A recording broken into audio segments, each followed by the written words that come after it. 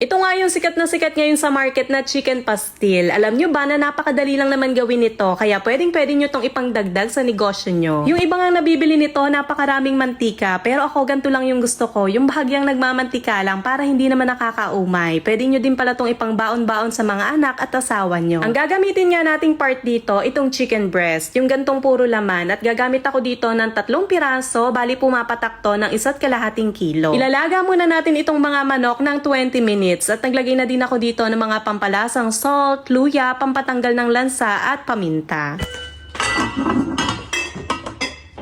Habang nakasalang naman yan, hihiwain ko na nga yung mga kakailanganin ko tulad nitong sibuyas at bawang. Pinadaan ko na nga lang dito sa food processor yung pag-chop dito dahil medyo tinatamad akong maghiwa. Sa dami ba naman ito, kaya mas maganda talaga na meron tayong ganito sa bahay. Luto na nga itong chicken kaya hanguin na natin. Tanggalin din natin yung mga aromatics at palamigin lang muna natin bago natin to himay-himayin. Nung lumamig naman na, gamit ang malinis na kamay, himayin lang natin to ng maninipis. At eto na guys, lahat ng nakuha ko dun sa 3 chicken breast. O diba, ang dami na, kaya madami na tayong magagawa. At pwede na nga tayong magsimula. Dito sa pan, igisa lang natin itong napakadaming bawang at sibuyas.